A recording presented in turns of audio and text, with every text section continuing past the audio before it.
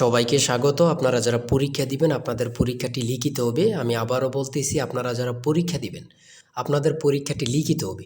আপনাদের পরীক্ষার জন্য স্পেশাল একটি প্রশ্ন প্যাটার্ন নিয়ে এসেছি। ইনশাল্লাহ এই প্যাটার্ন থেকে 25 থেকে 30 নাম্বার অনায়াসে কমন পাবেন। শুধু ধৈর্য সহকারে সম্পূর্ণ ভিডিওটা দেখেন, আমি দেখিয়ে দিব কোন কোন বিষয়ে কোন কোন টপিক থেকে প্রশ্ন উত্তর আসবে, 100% হুবহুব কিভাবে কমন পাবেন, এই সকল তথ্য নিয়ে আজকে আলোচনা করব। আর বিশেষ করে বলে রাখি, আপনারা যারা পরীক্ষা দিবেন পরীক্ষার প্রশ্ন প্যাটার্ন যেমন থাকবে সেম প্যাটার্নে একদম শর্ট করে স্পেশাল শর্ট চূড়ান্ত সাজেশন তৈরি করা হয়েছে। সাজেশনটি নিতে স্ক্রিনে দেওয়া হোয়াটসঅ্যাপ নাম্বার রয়েছে, ইমো নাম্বার রয়েছে, দুটোর মধ্যে যে কোনো একটি মেসেজ করে সাজেশনটি সংগ্রহ করুন। সাজেশনের মূল্য মাত্র 100 টাকা। আমি বলি যারা যারা পরীক্ষা দিবেন প্রত্যেকে সাজেশনটি সংগ্রহ করবেন। যারা চাকরির কারণে, কাজের কারণে অথবা পড়ালেখা একটু দুর্বল, প্রত্যেকে সাজেশনটি সংগ্রহ করবেন। ইনশাল্লাহ আপনারা পরীক্ষায় পাশ করবেন। আমি আবারও বলি, একদম শর্ট স্পেশাল চূড়ান্ত সাজেশন পাবেন। আমাদের সাজেশনটি পড়লেই যথেষ্ট। সাজেশনের বাইরে আপনাকে আর কিছুই পড়তে হবে না। আমি মূল কথায় চলে আসছি। প্রথমে থাকবে কি, এখানে প্রথমে থাকবে সাধারণ জ্ঞান। যেমন এখানে রয়েছে বিদ্রোহী কবিতার রুচিওতাকে, কাজী নজরুল ইসলাম। কতটা গুরুত্বপূর্ণ শুধু আপনারাই বুঝতেছেন। রবীন্দ্রনাথ ঠাকুর কত সালে নোবেল পুরস্কার পান, এটা কত গুরুত্বপূর্ণ আল্লাহ ছাড়া কেউ জানে না। 1913 সালে কত পরীক্ষা আসছে সেটা আল্লাহ ছাড়া কেউ জানে না। 3 নম্বরে রয়েছে বাংলা সাহিত্য। সাহিত্য সম্রাট বলা হয় কাকে? বাংলা সাহিত্যে সাহিত্য সম্রাট কাকে বলা হয়? বঙ্কিমচন্দ্র চট্টোপাধ্যায়কে। তারপরে রয়েছে 4 নম্বরে বাংলা ভাষায় প্রচলিত 2টি চীনা শব্দ লিখো। চীনা শব্দ লিখেন, অর্থাৎ আমরা যে ভাষাগুলো প্রতিনিয়ত বলতেছি এই 2টা ভাষা, যেমন চা, চিনি, যেমন এগুলো আমরা মনে করতেছি অনেকে যে এগুলো বাংলা, না, এগুলো বাংলা শব্দ না, এগুলো হচ্ছে চীনা শব্দ। ঠিক আছে। বাংলা ভাষার শব্দসমূহ অর্থ অনুসারে কত প্রকার? 3 প্রকার। বাংলা ভাষার শব্দসমূহ অর্থ অনুসারে কত প্রকার? 3 প্রকার। সন্ধি বিচ্ছেদ থেকে থাকবে। দেখেন, সন্ধি বিচ্ছেদ থেকে আমি যে প্রশ্ন উত্তরগুলো নিয়ে এসেছি এগুলো খুবই গুরুত্বপূর্ণ, আপনাদের পরীক্ষা আসবে। ঠিক আছে। সন্ধি বিচ্ছেদ থেকে দেখেন হিমালয়, গবেষণা, পরীক্ষা, দিগন্ত, এখান থেকে আপনারা 2 মার্ক কমন পাবেন। এই সন্ধি বিচ্ছেদ থেকে আমি বলে দিলাম। তাই বলি অবশ্যই আমাদের চ্যানেলটি সাবস্ক্রাইব ও পেজটি ফলো দিয়ে রাখবেন। কেন? পরীক্ষার নোটিশ, পরীক্ষার রেজাল্ট, পরীক্ষার প্রশ্ন সমাধান, যাবতীয় সকল তথ্য সবার আগে আমরা ভিডিও আপলোড দিয়ে রাখি। আপনি যদি চ্যানেলটি সাবস্ক্রাইব, পেজটি ফলো দিয়ে রাখেন, সবার আগে চলে যাবে আপনার কাছে নোটিফিকেশন।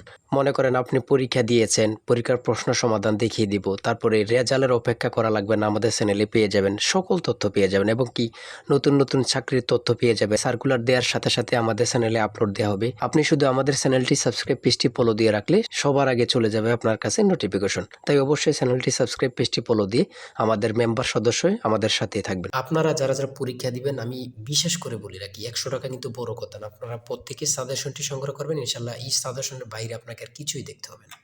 তারপরে কারক ও বিভক্তি নির্ণয় করুন। শুদ্ধ বানান থেকে থাকবে। শুদ্ধ বানান লিখুন। এখানে 4টা দেয়া আছে, 4টার জন্য 4 নাম্বার। এক কথায় প্রকাশ করুন, আল্লাহকে বিশ্বাস করে না যে নাস্তিক। চিরকাল, দরিয়া স্থায়ী, চিরস্থায়ী। এখানে প্রত্যেকটা প্রশ্ন খুবই গুরুত্বপূর্ণ। অর্থসহ বাক্য রচনা করুন। প্রত্যেকটা প্রশ্নের মান কিন্তু 1 করে। ঠিক আছে। তারপরে ট্রান্সলেট থাকবে। আপনাদের পরীক্ষায় ট্রান্সলেট থাকবেই, 100% শিওর ট্রান্সলেট থাকবে। ঠিক আছে। এখানে ট্রান্সলেটগুলো দেয়া রয়েছে, খুবই গুরুত্বপূর্ণ। ঠিক আছে। তারপরে থাকবে আপনাদের শর্ট করে একটি প্যারাগ্রাফ থাকবে। শর্ট করে একটি প্যারাগ্রাফ, অথবা 5টা সেন্টেন্স লিখতে বলবে, অথবা 7টা সেন্টেন্স লিখতে বলবে। যেমন মাই কান্ট্রি সম্পর্কে লিখতে বলছে, এখানে প্যারাগ্রাফ থাকবে। এই প্যারাগ্রাফটা পারলে আপনাদেরকে 5 নাম্বার দেওয়া হবে। ঠিক আছে। এখানে কিন্তু সমাধান সহ দেয়া আছে, আর আমাদের প্রত্যেকটা প্রশ্নের সমাধান, ব্যাখ্যা ও সমাধান সহ পেয়ে যাবেন। আসল চূড়ান্ত সাজেশনটা কিন্তু এই নাম্বার হোয়াটসঅ্যাপ, ইমো আছে, ওখানে মেসেজ করে সাথে সাথে সংগ্রহ করুন। এদিক দিয়ে কিন্তু প্যারাগ্রাফটা সমাধান সহ দেয়া আছে, আপনারা দেখে নেন। মেক সেন্টেন্স, এখানে 5টা দেয়া আছে, 5টার জন্য 5 নাম্বার। প্রিপোজিশন থেকে থাকবে। আমি বারবার বলে রাখি, ইংরেজি পার্ট থেকে প্রিপোজিশন থেকে আপনার থাকবে।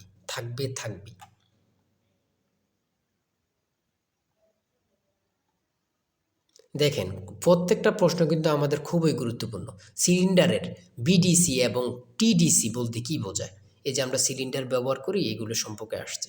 ইঞ্জিন ঠান্ডা করার প্রক্রিয়া কত প্রকার ও কী কী? ইঞ্জিন ঠান্ডা করার প্রক্রিয়া কত প্রকার, কী কী? 2 প্রকার, একটা হচ্ছে বায়ু প্রবাহ আর একটা হচ্ছে তরল প্রবাহ। হ্যাঁ। তারপরে গণিত থেকে রয়েছে 35 লিটার অকটেন ও পেট্রোল মিশ্রণে পেট্রোল ও অকটেনের অনুপাত 4:3। এতে আর কত অকটেন মিশালে পেট্রোল ও অকটেনের অনুপাত 4:5 হবে। এখানে প্রত্যেকটা প্রশ্নের কিন্তু সমাধান সহ দেয়া আছে, ব্যাখ্যা সহকারে সমাধান সহ দেয়া আছে। জ্বালানি তেলের মূল্য 25% বৃদ্ধি পাওয়ায়, এই প্রশ্নটা কত পরীক্ষায় যে আসছে আল্লাহ ছাড়া কেউ জানে না। বৃদ্ধি পাওয়ায় তেলের ব্যবহার এমনভাবে কমানো হলো যেন তেল বাবদ ব্যয় বৃদ্ধি পেল না। গাড়ির মালিক তেলের ব্যবহার শতকরা কত কমালো? এখানে দেখছেন কতটা গুরুত্বপূর্ণ। এখানে কিন্তু সমাধান সহ দেওয়া আছে, আপনারা দেখে নিন। প্রত্যেকটা গণিত প্রশ্নের মান কিন্তু পাস করে, প্রত্যেকটা গণিত প্রশ্নের মান কিন্তু পাস করে, ঠিক আছে। 20 নম্বরে রয়েছে বাংলাদেশের দীর্ঘতম নদীর নাম কি? খুবই গুরুত্বপূর্ণ। বাংলাদেশের দীর্ঘতম নদীর নাম হচ্ছে পদ্মা। জনসংখ্যা বিবেচনায় মুসলিম বেশি, ক্ষুদ্রতম দেশ কোনটি? মালদ্বীপ। আপনাদের পরীক্ষায় এটা আসবে, যান বলে দিলাম। তারপরে এদিক দিয়ে রয়েছে 22 নম্বরে, কোন সুলতান 17 বার ভারত আক্রমণ করেন? কোন সুলতান 17 বার ভারত আক্রমণ করেন? এটা খুবই গুরুত্বপূর্ণ। সুলতান মাহমুদ। 60 গম্বুজ মসজিদ কোন জেলা অবস্থিত? বাগেরহাট। 60 গম্বুজ মসজিদ কোন জেলা অবস্থিত? বাগেরহাট। এই প্রশ্নটা কিন্তু চাকরির পরীক্ষা এখন অ্যাভেলেবেল আসতেছে, ঠিক আছে। বাংলাদেশ বিমানের স্লোগান কি? বাংলাদেশ বিমানের স্লোগান কি? আকাশে শান্তির নীড়, আকাশে শান্তির নীড়। গণচীনের প্রতিষ্ঠাতা কি? গণচীনের প্রতিষ্ঠাতা হচ্ছে মাও সেতুং, মাও সেতুং। আধুনিক মালয়েশিয়ার প্রতিষ্ঠাতা, আধুনিক মালয়েশিয়ার প্রতিষ্ঠাতাকে? Mahathir Mohammad, Mahathir Mohammad. BRTA, BRTA এর পূর্ণরূপ কি? Bangladesh road transport authority, Bangladesh road transport authority. পূর্ণরূপ থেকে আপনাদের প্রশ্ন উত্তর থাকবে, এটা ধরে নেন, ঠিক আছে, আমি বলে রাখি। তারপরে 29 নম্বরে রয়েছে বাংলাদেশের চিংড়ি সম্পদকে কি বলা হয়? হোয়াইট গোল্ড, যেটা সাদা সোনা। বাংলাদেশের চিংড়ি সম্পদকে কি বলা হয়? হোয়াইট গোল্ড, সাদা সোনা। এই প্রশ্নটি আপনাদের পরীক্ষা আসবে, যান বলে দিলাম। তারপরে 30 নম্বরে রয়েছে নীল নদের দেশ কোনটি? নীল নদের দেশ কোনটি? মিশর। নীল নদের দেশ কোনটি? মিশর। দুটি ইলেকট্রিক গাড়ির নাম বলো, দুটি ইলেকট্রিক গাড়ির নাম বলো। বাংলাদেশের রেলওয়ে কয়টি অঞ্চলে বিভক্ত? বাংলাদেশের রেলওয়ে কয়টি অঞ্চলে বিভক্ত? দুটি। তারপরে রয়েছে পরিবিবির মাজার কোথায় অবস্থিত? পরিবিবির মাজার কোথায় অবস্থিত? লালবাগ কেল্লা, ঢাকা। পরিবিবির মাজার কোথায় অবস্থিত? লালবাগ কেল্লা, ঢাকা। চলন বিল কোন জেলায় অবস্থিত? চলন বিল কোন কোন জেলা অবস্থিত? নাটোর, সিরাজগঞ্জ, পাবনা। চলন বিল কোন কোন জেলা অবস্থিত? নাটোর, সিরাজগঞ্জ, পাবনা। আমি বলি প্রশ্নটি আপনাদের পরীক্ষা আসবে। বাংলাদেশের রেলওয়ে কয়টি অঞ্চলে বিভক্ত? এটা কিন্তু গুরুত্বপূর্ণ। চলন বিল কোন কোন জেলা অবস্থিত? এটাও কিন্তু গুরুত্বপূর্ণ, ঠিক আছে। এই প্রশ্ন উত্তরগুলো কিন্তু খুবই গুরুত্বপূর্ণ। আর আজকের ভিডিও এই পর্যন্তই। আপনারা যারা এখনও সাজেশনটি সংগ্রহ করেননি, দ্রুত এই নাম্বারে হোয়াটসঅ্যাপ ইমো আছে, চূড়ান্ত সাজেশন কিনতে হোয়াটসঅ্যাপ অথবা ইমোতে মেসেজ করুন। এই নাম্বারে হোয়াটসঅ্যাপ অথবা ইমো আছে। আপনারা প্রত্যেকে আমাদের সাজেশনটি সংগ্রহ করে ফেলুন, দ্রুত মেসেজ করে সাজেশনটি সংগ্রহ করে ফেলুন। ইনশাল্লাহ সাজেশনের বাইরে আপনাকে আর কিছুই পড়তে হবে না। আজকের ভিডিও এই পর্যন্ত। সবাই ভালো থাকবেন, সুস্থ থাকবেন। আল্লাহ হাফেজ।